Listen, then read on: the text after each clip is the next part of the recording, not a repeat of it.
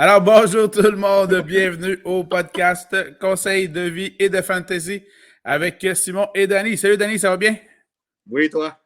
Oui, très bien, merci. Les gens, ils n'entendent pas tout ce qui se dit avant, c'est pour ça. Non, c'est parfait, on aime mieux ça comme ça. Alors, nous sommes présents pour vous parler de fantasy football, mais en fait, c'est un prétexte. Évidemment, Danny m'a toujours confié secrètement vouloir être invité sur 2 filles le matin.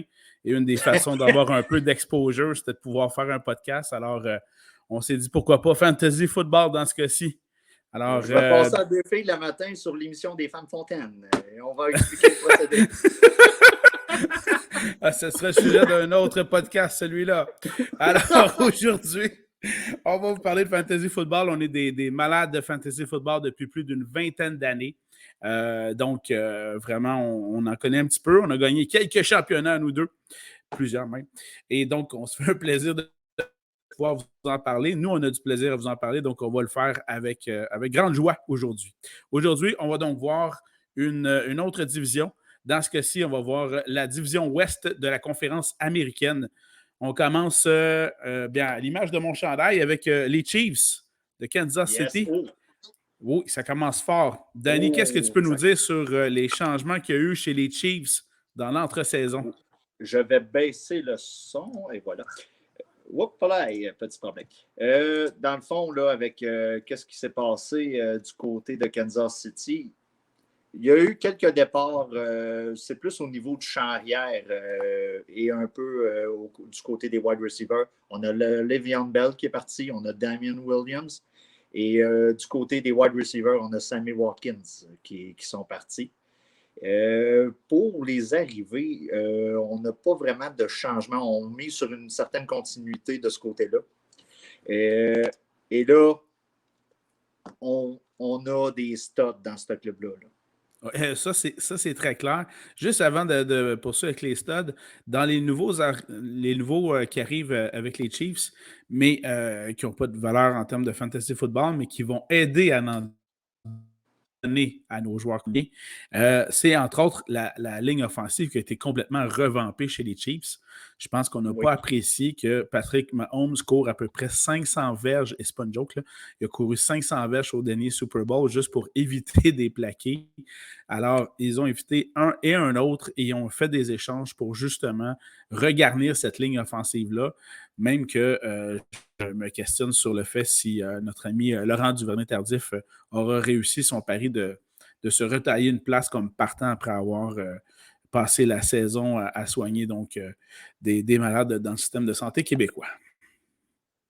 Oui. Allons-y avec nos studs dont tu parlais justement. Oui, écoute, ça va de soi. On commence par Patrick Mahomes. Est-ce que c'est le meilleur carrière de la Ligue? Je pense qu'il n'y a pas de question de ce côté-là. Il n'y a aucune question de ce côté-là. Et qui dit, quand tu as le meilleur QB, habituellement, tu as un des meilleurs wide receivers. On a Tyreek Hill. C'est un top 3. Pas de question là-dessus. On a le meilleur tight end, Travis Kelce. Et de beaucoup.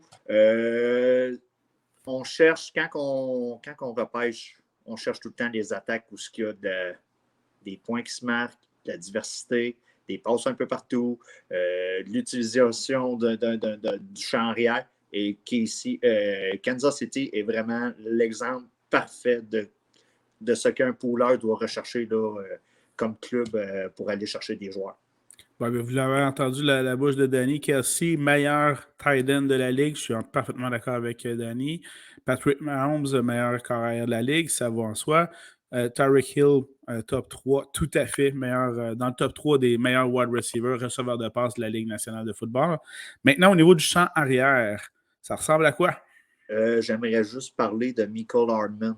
Au cas où, s'il vient qu'avoir une blessure à Tyreek Hill, le gars va pouvoir être peut-être un flex cette année. Il prend la place de Sammy Watkins. Tyreek Hill va être souvent couvert par 2 joueurs. Donc, Mecole Hardman peut être un gars que vous pouvez ajouter à la fin là, à partir de 10e ronde. Ça peut être quelque chose. Un bon joueur, 3e ou 4e receveur de passe dans ton équipe. Ouais. Je ne dis pas de baser chaque semaine sur lui, Mais en cas de blessure ou des fois, on n'a pas le choix d'habiller un gars, mais ça peut être une bonne avenue à utiliser pour, Excellent. pour ça. On a Clyde CEH. CEH, c'est plus facile à dire. Clyde Edwards-Helaire. Moi, ce gars-là, je le mets en top 15, top 20. Première saison, on avait plus d'attentes par rapport à l'ordre de repêchage. On s'est dit qu'il tombait dans l'organisation avec Kansas City, avec Andy Reid et tout ça. Puis ça a fait coup-ci, coup-ça. Il a quand même réussi à finir top 25 l'an dernier. Exact. Il y a une très grande valeur du côté du Dynasty. Il n'est pas à négliger de ce côté-là. Si il vient qu'avoir une blessure à CEH, on a Darrell Williams qui est comme deuxième à Kansas City. C'est intéressant que tu mentionnes top 15, top 20 pour ce qui est de CEH. Personnellement, je le vois vraiment top 10, top 15 aussi haut que ça. Il a joué 13 matchs la saison dernière, au-dessus de 800 verges au sol. Presque 300 verges par la passe. Le 800 verges au sol ne paraît pas tant que ça, mais justement, il a manqué quelques parties. Et là, il y a en plus beaucoup moins de gens dans le champ arrière des Chiefs de Kansas City. Selon moi, il va avoir encore plus de portée. Donc, j'entrevois une excellente saison pour Clyde Edwards-Helaire des Chiefs. Autre chose à ajouter du côté de Kansas City?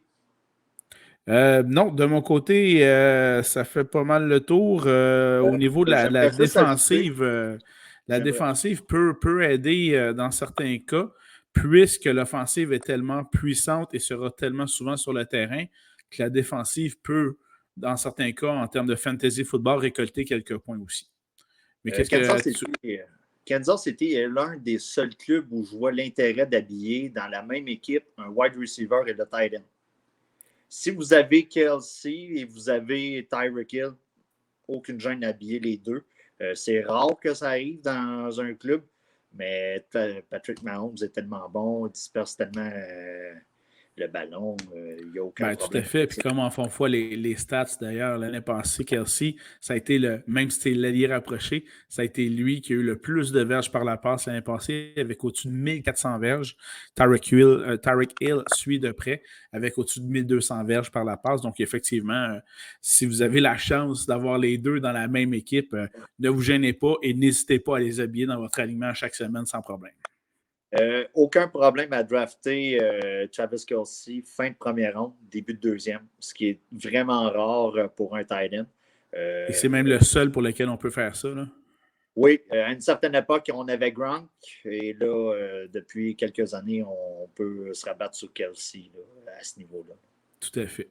Bien, ça, c'était pour les Chiefs de Kansas City.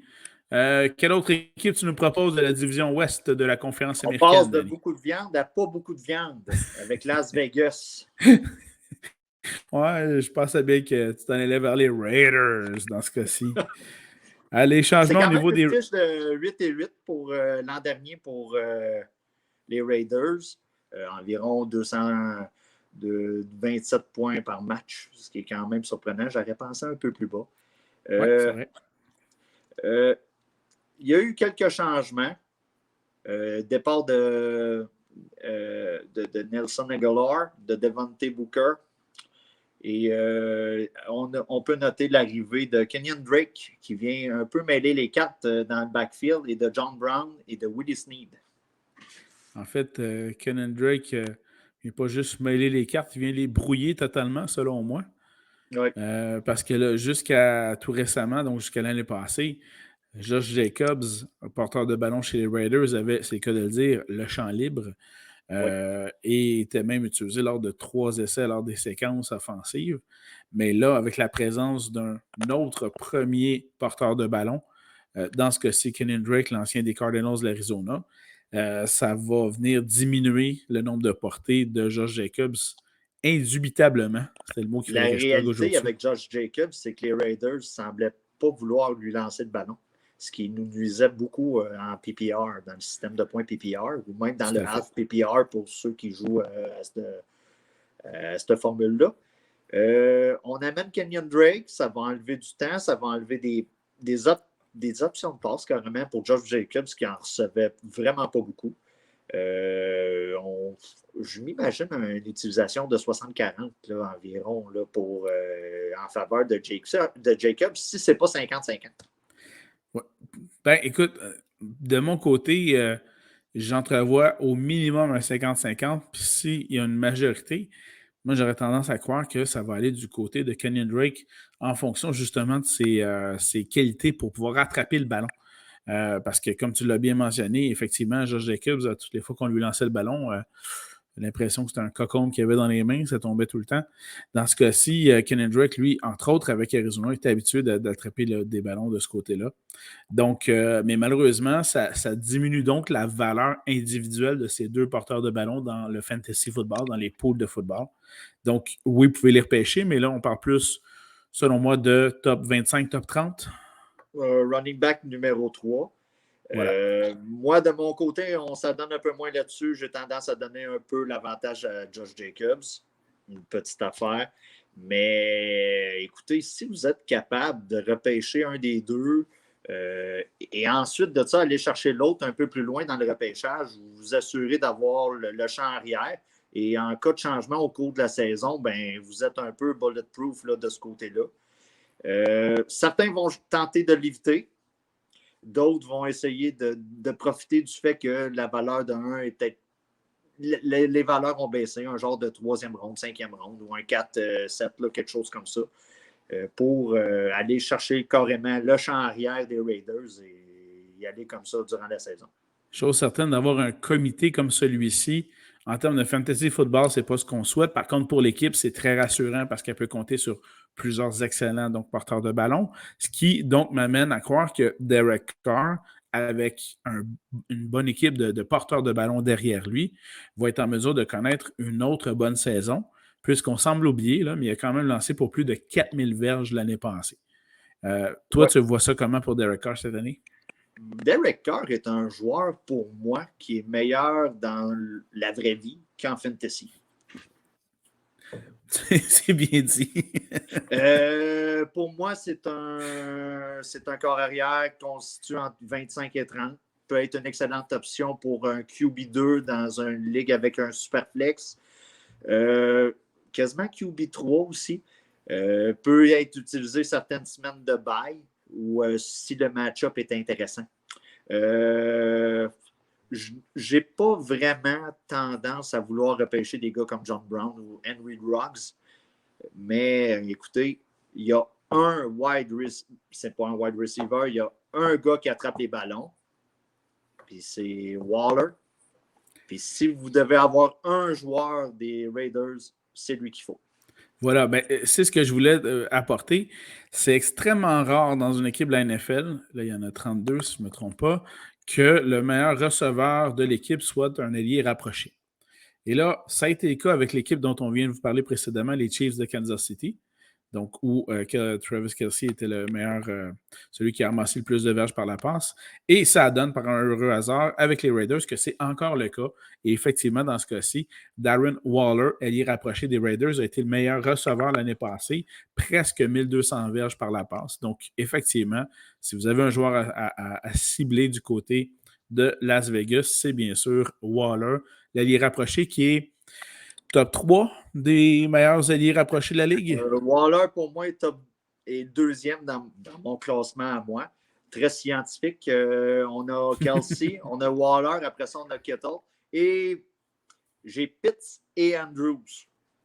Avec ce qui est arrivé avec Baltimore dernièrement, les blessures et tout ça, j'ai tendance à vouloir monter un peu Andrews dans ma hiérarchie. Mais avec ce qu'on a vu de Pitts là, depuis le début des pré-saisons, j'ai tendance à vouloir mettre Pitts 4e et Andrews 5e.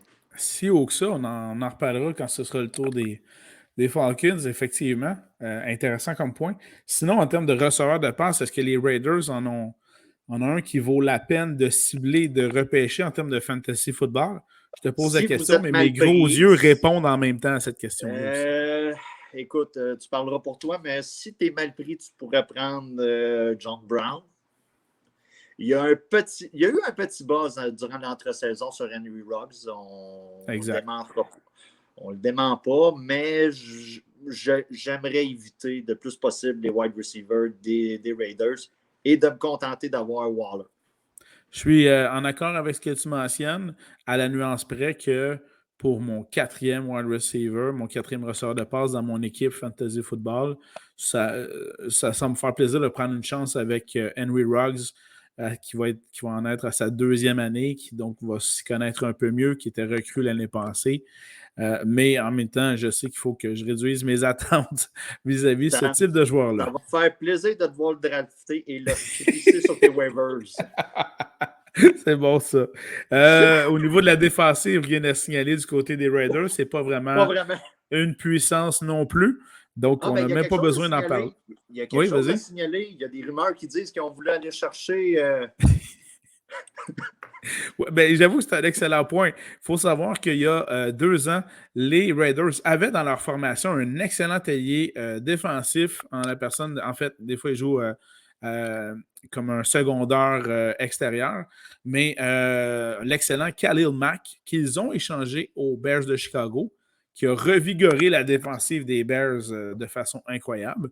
Et effectivement, comme tu le mentionnes, les rumeurs persistantes et même des sources officielles confirment que les Raiders ont contacté les Bears dans l'entre-saison pour savoir s'il est possible d'échanger à nouveau et d'acquérir à nouveau Khalil Mack du côté des Raiders. Ben, ça s'est déjà vu des gars qui dompent la fille pour 2 ans après dire Colin, t'étais pas si pire que ça. C'est arrivé aux Raiders dans le cas de Mac. Et voilà. Donc, ça fait le tour pour ce qui est des Raiders. Allons-y avec les Broncos de Denver, si tu le permets, Danny. On a quand même fait 8 minutes, ces Raiders. Oui, c'est quand même un peu trop, mais là-dessus, il y en avait 6 sur Waller. Et comme c'est ton joueur préféré, c'est normal. Allons-y avec les Broncos de Denver, de M. John Elway. Et oui, Elway, donc une des personnes responsables, directeur de l'équipe.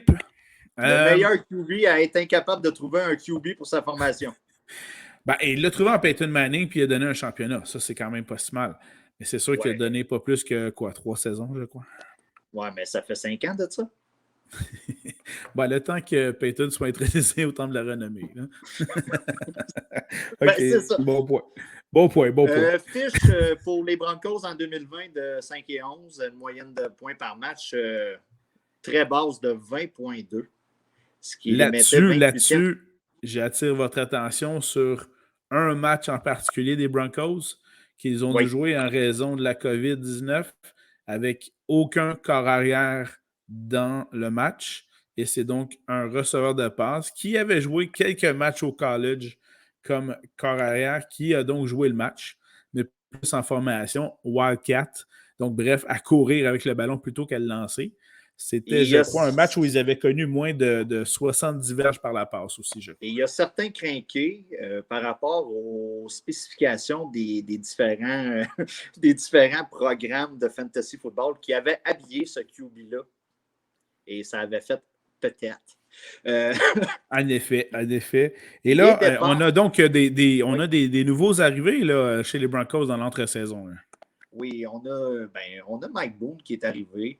On a, par repêchage, on a Javonte Williams qui se retrouve un peu à remplacer Philippe Lindsay. Ensuite de ça, on a Seth Williams, un choix de 6e ronde qui est comme wide receiver. Mais on a surtout un retour d'un joueur qui a été blessé toute la dernière saison. Une très bonne partie de la saison avec Cortland Sutton. Sutton, ça va aider le corps d'ailier du côté de Denver. Puis dans les nouveaux arrivants, il y en a un qui vient d'être confirmé comme le carrière partant. Et on parle donc dans ce cas-ci de Teddy Bridgewater, qui a passé l'année dernière avec les Panthers de Caroline, maintenant donc avec les Broncos de Denver. Et également aussi, donc tu parlais de Philippe Lindsay. Effectivement, Philippe Lindsay a quitté donc les Broncos, ce qui personnellement laisse une porte grande ouverte à un certain Melvin Gordon, que nous avons vu jouer, mon cher, lorsque nous avons été voir un match de l'Université du Wisconsin. Quand même, hein? On a vu jouer en direct Melvin Gordon dans la NCAA. On n'est pas n'importe qui. Mais Melvin Gordon, tu le vois, tu le vois à quel niveau en termes de fantasy football? Je le vois dans les alentours d'un RB3, d'un running back de catégorie 3. Aussi bas que Il ça? va avoir. Hein? Aussi bas que ça? Ouais. Ouais. OK. Il y a beaucoup OK. de gars que je repêcherais avant. OK. Euh, il va avoir une recrue dans les pattes, Javonte Williams, qui n'a pas nécessairement vraiment couru avec le ballon à l'université, qui était caché en arrière du nouveau running back des Jets, Carter. Mais j'ai déjà eu à drafter Gordon. Il y a déjà eu des meilleures années, mais présentement, je ne sais pas vraiment qu'est-ce que ça va donner du côté là, de Gordon cette saison. Je le vois running back 3 avec un plafond qui peut l'amener dans un bas RB2. Je l'accorde, mais ce n'est pas quelqu'un que je vise particulièrement dans mes repêchages. OK. Ben écoute, Donne-y de l'amour un peu. Moi, c'est ça, je suis en désaccord avec ton affirmation là-dessus. Gordon, presque 1000 verges au sol l'année passée, Oh, malgré la présence de Philippe Lindsay. oui. Donc, déjà là, moi, ça m'encourage grandement sur la valeur de Gordon. Plusieurs passes également aussi, plusieurs centaines donc de verges par la passe. Philippe Lindsay n'est pas là, c'est une recrue qui est là. Pour que Gordon connaisse une mauvaise saison, il faudrait que la recrue de Javonte Williams prenne carrément le dessus sur le champ arrière. Ça m'étonnerait.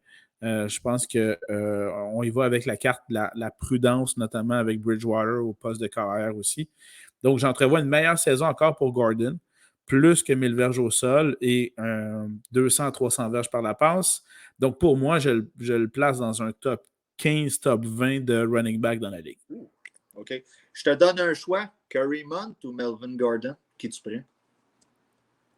Je vais prendre Kareem Hunt qui fait partie du meilleur duo de porteurs de ballon de la ligue. Je te donne Mike Davis ou Melvin Gordon? Qui tu prends? Je vais prendre Mike Davis. OK. Je te donne Ryan Mostert ou Melvin Gordon? Qui tu prends? Ah, Gordon all the way là-dessus. OK. Je te donne Gaskins ou Gordon? Je vais prendre. Je te mets sur le spot. Je l'avoue, je te mets sur le spot. J'aime beaucoup ça, puis je vais prendre Gordon au lieu de Gaskin. J'ai de la misère à en croire à Gaskin. Faut dire que tant que c'est Tua, le carrière des Dolphins, là, on parle beaucoup d'un possible échange avec Deshaun Watson des Texans, là, mais à ce moment-ci de l'enregistrement, c'est pas fait encore. Non. Et j'ai donc beaucoup de misère. 15 minutes après. Oui, on va avoir 15 minutes après avoir fini l'enregistrement, l'échange va être annoncé. Mais j'ai donc de la misère à croire complètement à Gaskin qui va avoir beaucoup de monde dans la boîte parce que je pense que tu as de la misère à faire ses lectures de jeu. Donc, ils ne vont pas doubler les receveurs de passe chez les Dolphins. Bref. Je suis désolé d'avoir fait dérailler le chemin, mais on va Non, mais c'est correct. C'est correct. Mais sinon, tu parlais d'un retour, le receveur numéro 1 il y a 2 ans, des Broncos, Courtland Sutton, fait un retour cette année. Tout ça jumelé avec ce qui était l'année passée, la fabuleuse recrue Jerry Jeudy. Je dis fabuleuse parce qu'elle est extrêmement bien cotée au college. Jeudy a bien fait au camp d'entraînement l'année passée, a sensiblement bien fait également l'année passée en termes de verges, là, presque 900 verges par la passe. Et tout ça, comme on le mentionnait, avec une qualité de carrière, disons-le, passablement médiocre. Là. Drew Lock, on n'a rien pour écrire à notre main là-dessus. Non, des petits flashs ici et là, mais tu sais, du côté de nous, partisans de fantasy, puis tout ça, on aime mieux voir Teddy Bridgewater dans le champ arrière, qui a quand même réussi à faire quelque chose avec les Saints pendant la blessure de Drew Brees. Exactement. Puis d'où mon optimisme, entre autres, pour Courtland Sutton, pour Jerry Jeudy et pour l'allié rapproché Noah Fant, mon joueur. Alors, justement, là-dessus, c'est donc, je pense, un trio de receveurs, Sutton, Jeudy, Fant, qui sont donc intéressants. Fant fait partie assurément du top 10 des alliés rapprochés de la Ligue. Donc, ça, c'est top 8, top 10, là, c'est vraiment très proche. Même quand tu parlais tantôt, là, avec Pitt qui était haut, mais les alliés rapprochés recrues ont souvent de la misère donc à s'acclimater à la NFL. Et même, j'ai tendance à amener là-dedans là, Fant, Gesicki, Hawkinson avec les Lions. Bref, je mettrais peut-être Pitts un peu plus bas, mais je comprends l'emballement qu'il peut créer. Mais sinon, Fant, donc, top 8, top 10 des alliés rapprochés de la Ligue. Judy et Sutton, je pense que ça peut être un excellent duo, mais ils n'ont pas eu l'occasion de jouer une saison ensemble complète. Donc là, ça va être Non, intéressant de mais voir ce qu'ils peuvent faire avec un corps arrière qui est régulier, qui n'est pas spectaculaire, mais qui est régulier comme Bridgewater. c'est ça. Écoutez, si vous avez la chance de toucher à Jerry Jeudy en 5e ronde, go. Si vous avez la chance de prendre Sutton en 6e, go. C'est des choix que je ferais les yeux fermés sans problème. Et j'adore ça quand tu dis ça. J'adore ça quand tu dis ça parce que quand tu te mets à faire des choix les yeux fermés, ça veut dire qu'habituellement, ça me laisse des bons joueurs après ça à choisir. C'est excellent, ça. J'adore ça. Tu te draftes tout le temps avant moi. Tu te draftes tout le temps avant moi. Je finis tout le temps en avant de toi, sauf cette année. Ouais. Fait que ça, je pense que ça fait le tour du côté des Broncos de Denver. Allons-y avec une de mes équipes coup de cœur, non seulement de la division Ouest, mais de toute la conférence américaine, les Chargers de LA, et non pas de San Diego. Un des plus beaux bleus d'uniforme dans la Ligue. Tout à fait. J'ai eu mon... C'était la chronique couleur, la chronique Jean Héroldi du pool de Fantasy. J'ai arboré cette magnifique couleur bleue aqua, fluo, bref, difficile à définir, avec les bonnes années d'un certain LaDainian Tomlinson, qui avait d'ailleurs compté 30 touchés au sol lors de l'année 2011, si je ne me trompe pas. Ouais. Bref, une de ces... Non, 2002-2003, ça fait très longtemps. J'avais gagné un championnat grâce à LaDainian Tomlinson. Bref, les Chargers. Ceux qui l'avaient... Ceux qui l'avaient torchaient. C'était vraiment ça. Les arrivées ou les départs au niveau des Chargers, ça ressemble à quoi, Danny? Ben, les Chargers l'an passé, c'est une fiche de 7-9. On a beaucoup perdu de matchs à haut pointage. Dernière possession, exactement. Il y a eu quelque chose. On a viré le coordonnateur défensif durant l'année. Le yob était aux vaches. Mais on semble avoir trouvé un remplaçant au poste de corps arrière pour remplacer Monsieur Je fais des bébés à chaque mois. Monsieur Rivers. Voilà. Monsieur Rivers. On a trouvé Justin Herbert. Mais. Recrue offensive de l'année. Oui. Il y a eu des départs. Il y a eu son prédécesseur de 2 matchs, Tyrod Taylor. Un tight end qui était là depuis environ 4-5 ans facilement, Hunter Henry, qui est quand même une lourde de perte. Mais on l'a remplacé par Jared Cook quand même. L'ancien des Saints, entre autres. Oui. Jared Cook des Saints, anciennement des Saints. Et on a repêché un wide receiver en 3e ronde, de 77e au total, Josh Palmer. Mais il faut être vraiment dans un pool quasiment à 30 équipes pour avoir à repêcher ce gars-là. Tout à fait. Dans le fond, un peu comme les Chiefs, un peu dilués, on a des joueurs, d'excellents joueurs, des gars qui vont choisir dans les débuts de repêchage dans cette équipe-là. On a Justin Herbert. Écoutez, c'est un top 10. Facilement. 5 et 10. Facilement. Le gars a fini quand même QB 8 l'an dernier avec 2 ou 3 matchs de moins que tous les autres joueurs. Là. Exactement. Puis là, il ne faut pas oublier l'année passée. Ben exactement. Oui. On était au niveau de Justin Herbert, on était à 4300 verges l'année passée par la passe. On dit en 15 matchs, mais donc c'est parce qu'il a joué dans le 2e match à la fin. Donc, effectivement, bref, en 14 matchs. Donc, on imagine très bien que dans ce cas-ci, sky is the limit. Là, il y a beaucoup de possibilités avec Herbert cette année. Là. Donc, un top top 8, top 10, effectivement, des carrières de la Ligue. Et il y a quand même tout un trio autour de lui pour le soutenir, pour l'alimenter. Entre autres, le porteur de ballon que j'adore, Austin Eckler. Oui, on a Austin Eckler qui va se retrouver. C'est un top 10 de choix de repêchage overall. On Tout à fait. inclut Kelsey, on inclut Tyreek Hill. C'est un top 10. Écoutez, pour moi, c'est quand même une grosse saison pour lui parce que ça va être vraiment comme la première fois qu'il va avoir tout le poids du champ arrière sur ses épaules. Exact. Mais la beauté de la chose pour Eckler, et c'est ce qui nous concerne particulièrement en fantasy football, c'est dans les ligues, entre autres, points par réception, les ligues PPR qu'on appelle. Il attrape énormément de ballons, Austin Eckler. Il a couru pour seulement à peine plus de 500 verges l'année passée, mais il en a presque attrapé pour 500 également aussi. Donc, au total, 1000 verges, ce qui en fait donc un joueur très intéressant. Comme tu l'as mentionné, encore moins d'adversité dans le champ arrière de sa part. Donc, il va avoir encore plus de portée, plus d'occasions de se démarquer. Donc, personnellement, je crois encore une fois, Eckler va connaître une autre excellente saison. Il faut dire que ça aide quand tu as Justin Herbert comme carrière, parce qu'évidemment, les demi de coin n'ont pas le choix de respecter les tentatives de passe et donc de doubler les receveurs de passe dans la couverture défensive. Ça laisse donc à ce moment-là le champ libre pour Eckler pour justement attaquer la boîte défensive là-dessus. Comme receveur de passe, évidemment, on en a des excellents. Keenan Allen, Mike Williams, tu les vois où en termes de valeur? Keenan Allen, pour moi, est un top 10 à la position. Certains experts, on consulte, nous autres aussi, ne veut pas. Le mettre même top 5. Le mettre même top 5, ça, je suis un peu moins sûr. Mais écoute, Keenan Allen était une des cibles préférées de Justin Herbert l'an passé et ça a fait des flémèches. Mais il n'y a pas un...